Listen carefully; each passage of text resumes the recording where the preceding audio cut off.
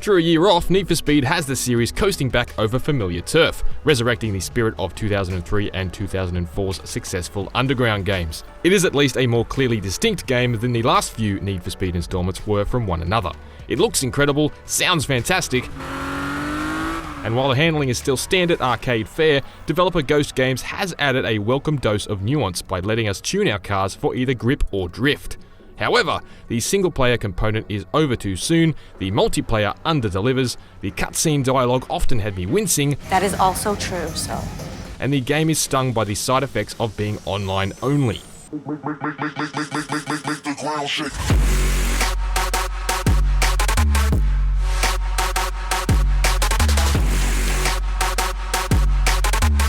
It is immediately extremely pretty though. There are moments where it feels a little like the whole thing has been shot on Michael Mann's iPhone, but racing at speed through these soaked streets here, particularly in bumper cam, is really something. It also sounds near as good as it looks.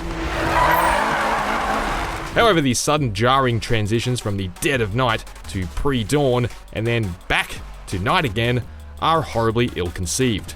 The eclectic roster of cars is only a fraction of what's on offer in, say, Forza Horizon 2, but it has a little something for most gearheads. Garage spots are limited to 5, but the focus here isn't collecting, it's perfecting. I completed most of Need for Speed in a single car, constantly cramming upgrades into it to keep it ahead of the competition.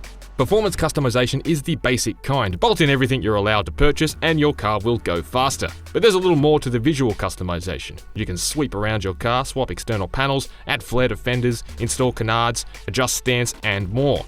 There's also a free-form livery editor, which definitely beats having to make do with simple preset designs and wraps. You can't modify everything though. After I completed the story mode, I splurged on a classic Ferrari F40, but I was disappointed to discover I could barely do anything to it. I couldn't even change the rims. It seems at odds with the game's philosophy. It's still good to have customization of any sort back in Need for Speed, and with it comes several basic tuning options you can use to alter your car's driving characteristics. I much preferred the drift setup over the grip setup.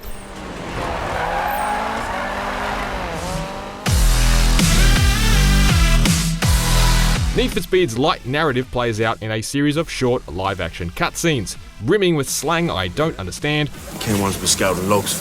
excessive energy drink consumption, overuse of the word hashtag, #risky devil, #best night ever, and a slightly comical amount of first-person fist bumping. Yeah, man.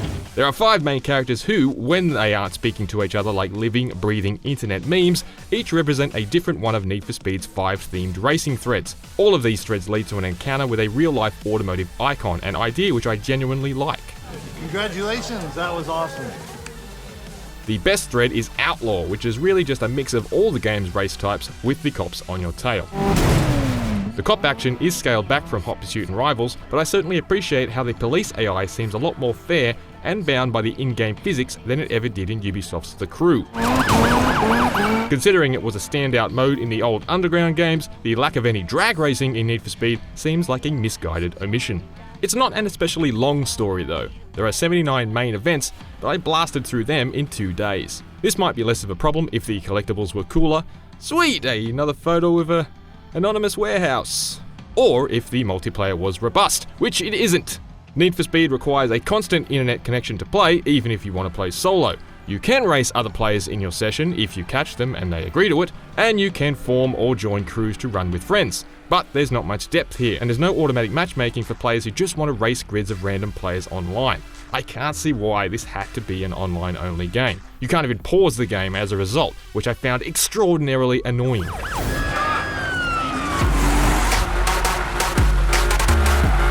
Need for Speed looks the part, sounds the part, and is surprisingly reverent to real-world car culture. I like the direction Ghost has taken here, and I think it's the right one, but beneath its flashy exterior, it's actually quite a thin package overall. For everything else Need for Speed and fast on 4 wheels, stick with IGN.